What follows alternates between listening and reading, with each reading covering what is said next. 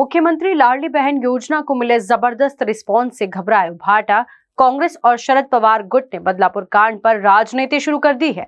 इस घटना को लेकर राज्य में हिंसा भड़काकर अशांति पैदा करने के लिए महाराष्ट्र बंद का आह्वान किया जा रहा है।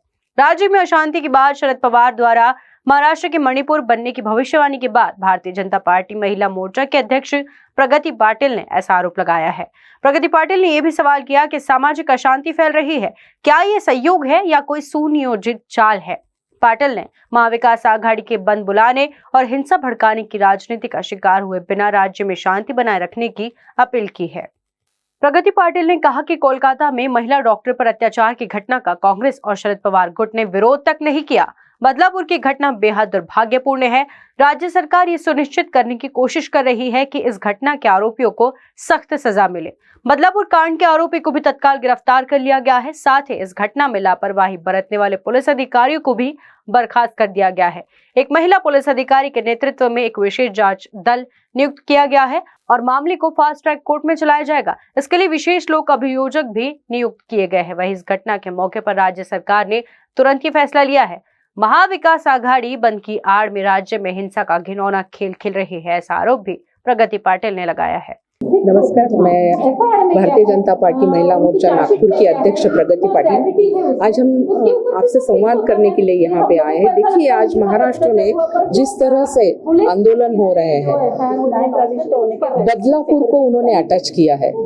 लाड़की बहन योजना महाराष्ट्र में बहुत अच्छे तरह से चल रही है। सभी महिलाएं महायुति के बाजू में खड़ी हुई है।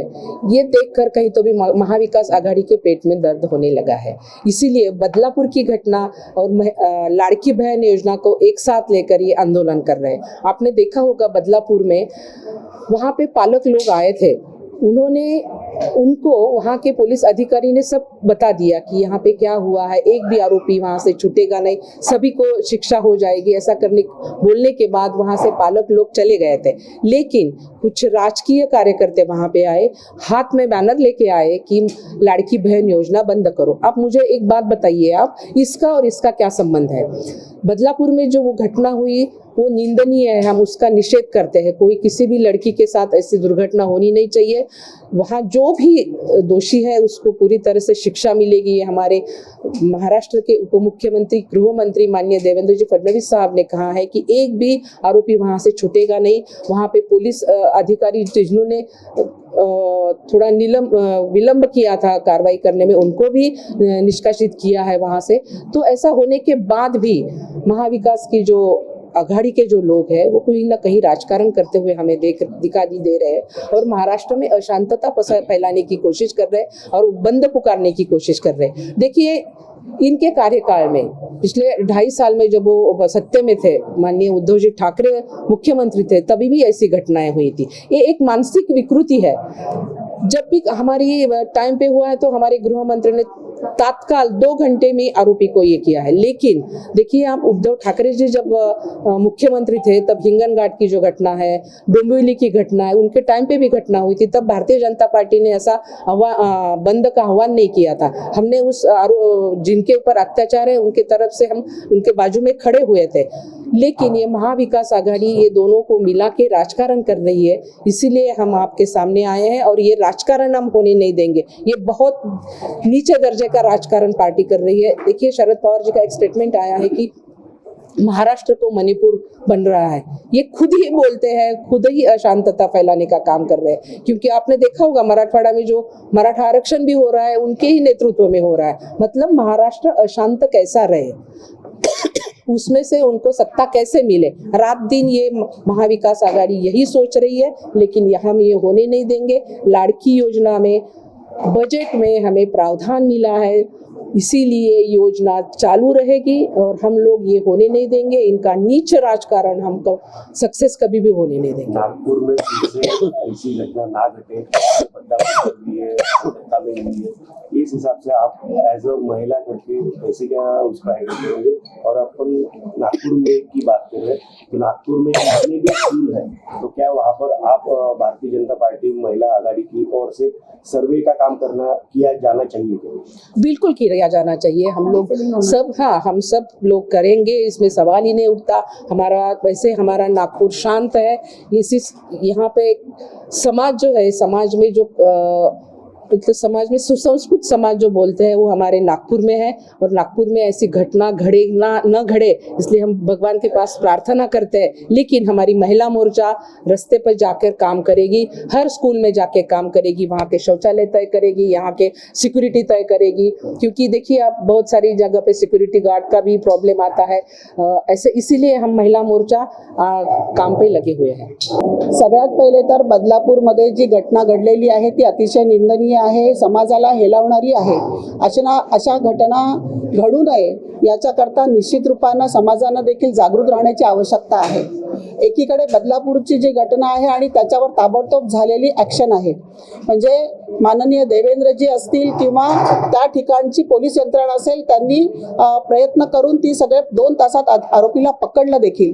पण त्यानंतर पालकांना समजवल्यानंतर आणि पालक आपल्या घरी गेल्यानंतर काही विकृत वृत्ती आणि काही पक्षाचे लोक तिथे मुद्दामून आले आणि रुळावर येऊन एक वेगळं वातावरण तयार करून संपूर्ण बदलापूरचं वातावरण खराब करण्याचं काम केलं। मला असं वाटतं की निश्चित रूपानं या ठिकाणी राजकीय सूडबुद्धीने केलेलं हे सगळं घडवून आलेलं नंतरचं जे प्रकरण आहे ते नाट्य आहे ते त्यांनी त्या ठिकाणी केलेलं आहे। एकीकडे असं करत असताना निश्चित रूपानं मी तर असा आरोप करेन की महाविकास आघाडीने महायुतीने जी कामं केलेली आहे, म्हणजे लाडली बहीण योजना ही महाराष्ट्रात लागू केली आणि त्यानंतर या महाराष्ट्रातल्या ज्या आमच्या बहिणी आहेत त्यांच्यामध्ये एक वातावरण आनंदाचं आहे आणि ते आनंदाचं वातावरण नंतर मतदानामध्ये परिवर्तित होणार आहे हे महाविकास आघाडीला कळून चुकलेलं आहे आणि त्याच्यावर विरजण कसं घालायचं ते विरजण घालायचं काम या बदलापूरमध्ये जी घटना घडली त्या माध्यमातून यांनी करण्याचा प्रयत्न केलेला आहे।